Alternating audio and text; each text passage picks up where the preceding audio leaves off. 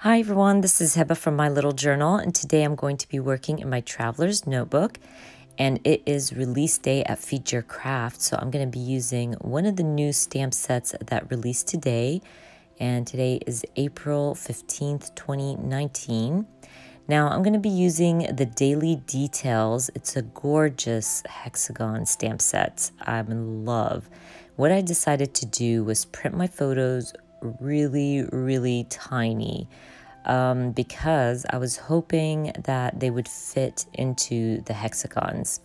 Now this was kind of a little bit of a fail just because my photos turned out a tiny bit too small, but I'm not reprinting these. If you know me and if you've been watching my channel for a while, you know little things like that don't bother me, and I don't sweat on the little things.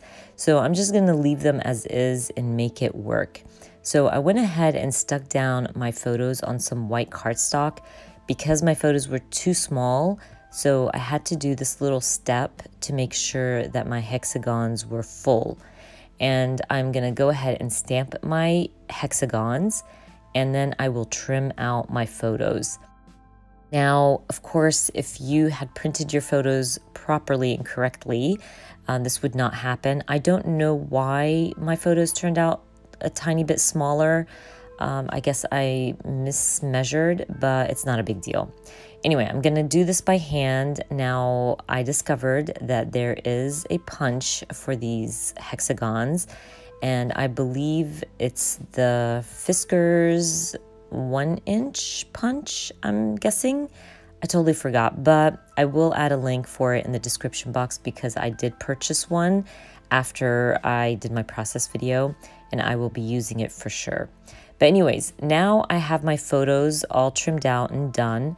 What I decide to do is create a little, let's say, pattern using my hexagon stamps. I'm going to play with this. I'm going to end up, stamping one, kind of adding my photos, trying to figure out how I want this to lay on my spread. But once I get the hang of it, it comes together faster because you'll see that I move things around, I shift things around, trying to figure out how to add these hexagons. Now, the cool thing about these hexagons, every hexagon has a different phrase. So there's capture, today's story. So whatever story you're telling, you can use the right hexagon for it, which is pretty cool. And there's one that has the outline and the inline, so you can fill it out with a different color and bring some color to your spread. But before I finish up my hexagons or my pattern, I decide to grab my Aurora Alpha stamps from Feed Your Craft because I want to start stamping my title and making sure that I have enough space before I go all crazy and stamp all the hexagons in the world. And I do apologize about the headshots. For some reason, I really wanted to make sure my title is in the right spot and my hexagons are in the right spot. So I had to go over my layout, and you got a lot of headshots in there. But anyways, I started with my title, which is going to end up saying so proud.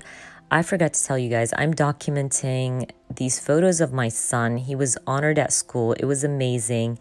He was the student of the month for the whole school. Amazing. I was so proud of him. He got his name on the board outside school, pictures with the principal. He had his photo and letters from teachers hanging in the hallway at school. So it was a proud moment, and I just wanted to use all the photos I could.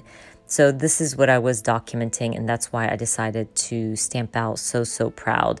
And it worked out really nicely with my kind of title on the side that said best day ever, because I got the best phone call from the principal that day, and I was so proud of him.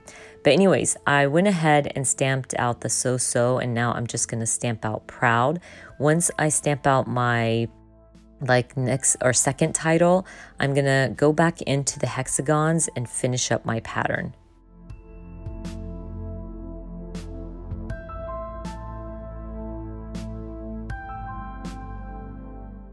And by the way, my hair was done. I just have a lot of baby hairs.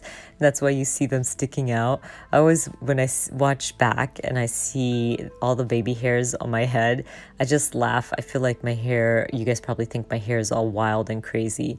But anyways, I forgot to also mention that I did use some of that same blue from my pattern paper. I just kind of tried to match it with that pattern and brought in some of the blue to the right side.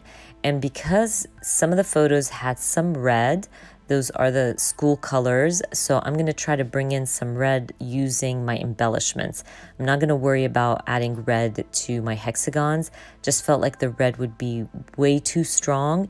So I'm going to start with the blue and then slowly start bringing the red in using my embellishments.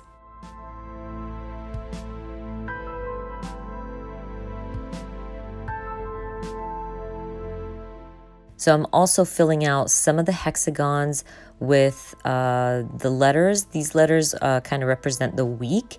So I'm going to stamp out M for Monday and then stamp Monday right above the M.